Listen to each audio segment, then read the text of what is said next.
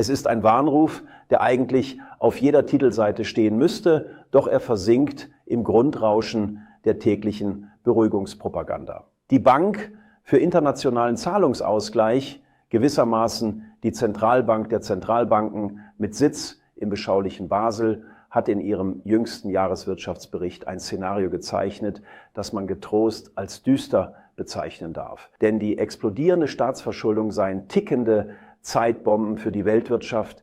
Wer hätte das gedacht? Man muss sich das auf der Zunge zergehen lassen. Ausgerechnet die Institution, die sonst für trockene Zahlen und diplomatische Zurückhaltung steht, fordert die Politik jetzt zu mehr Schuldendisziplin auf. Der Generaldirektor Pablo Hernández de Cos formulierte es so, dass politische Maßnahmen sich gegenseitig verstärken müssten, um widersprüchliche Impulse zu vermeiden. Entscheidend seien, so de Cos, solide Staatsfinanzen und ein stabiles Finanzsystem.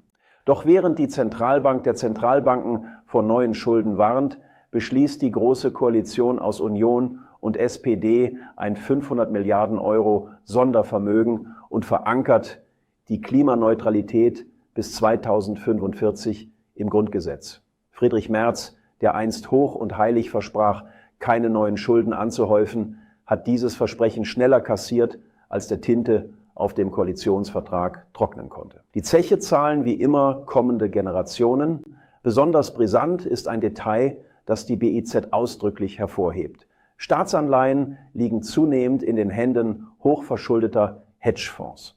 Besonders aufschlussreich ist ein Detail, das die BIZ in den Vordergrund rückt. Staatsanleihen würden zunehmend von hochverschuldeten Hedgefonds gehalten. Frank Smets aus der Währungs- und Wirtschaftsabteilung der BIZ sprach deshalb von einer gefährlichen Verbindung zwischen Staatsfinanzen und Finanzstabilität. Die Folge könnten häufigere und heftigere Kursstürze bei Staatsanleihen sein, die die Finanzierung von Staaten innerhalb kürzester Zeit verteuern. Übersetzt in Klartext bedeutet das, das Fundament, auf dem unsere Geldordnung ruht, wird von hochspekulativen Akteuren mitgetragen. Ein einziger Funke und das Kartenhaus könnte ins Wanken geraten. Wer sich noch an die Bankenkrise von 2008 erinnert, dürfte ein ungutes Déjà-vu verspüren. Fakt ist, die Schuldenuhr der USA dreht sich mittlerweile so schnell, dass alle rund 100 Tage eine weitere Billion Dollar hinzukommt. Im September könnte die Marke von 40 Billionen Dollar fallen. Japan ächzt unter einer Staatsverschuldung von 237% des Bruttoinlandsprodukts. Und Europa, Deutschland, steht mit rund 64% vergleichsweise solide da. Doch das ist nur die halbe Wahrheit. Denn unter der Wasseroberfläche wächst ein Schuldeneisberg heran, der in keiner offiziellen Statistik sauber auftaucht.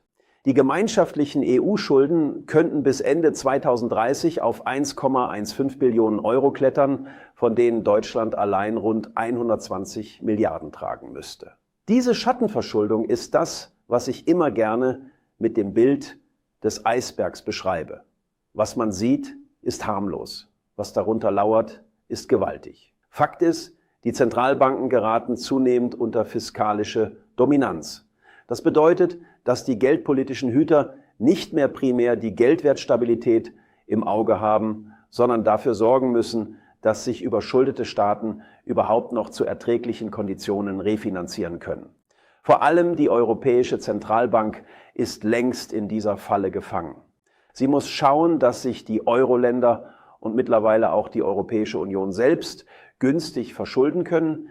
Die jüngste, eher vorsorgliche Zinserhöhung im Euroraum als Reaktion auf den Ölpreisschock und die geopolitischen Spannungen ändert daran nichts Grundsätzliches. Die Botschaft zwischen den Zeilen ist unmissverständlich. Wenn selbst die BIZ vor den Risiken der ausufernden Staatsverschuldung warnt, dann sollten Bürger ihre Schlüsse ziehen. Papiergeld ist nur so viel wert wie das Vertrauen in die Solidität der dahinterstehenden Staaten. Und dieses Vertrauen bröckelt Tag für Tag, Schuldenrekord für Schuldenrekord. In Zeiten, in denen Regierungen die Notenpresse als Allheilmittel betrachten und die Inflation als unliebsamen Begleiter abtun, gewinnen Sachwerte wieder an Bedeutung. Wenn Sie nicht länger dabei zusehen wollen, wie politische Fehlentscheidungen Ihr Vermögen entwerten, brauchen Sie Wissen für kluge und krisenfeste Geldentscheidungen. In meinem kostenfreien Online-Investment-Workshop zeige ich Ihnen Schritt für Schritt, wie Sie Ihr Vermögen schützen, sinnvoll investieren und auch in schwierigen Zeiten finanziell auf Kurs bleiben.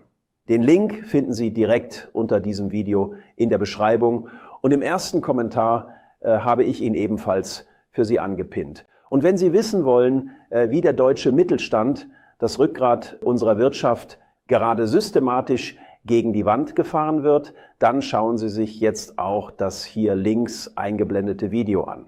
Bis dahin wünsche ich Ihnen alles Gute, Ihr Klaus Roppel.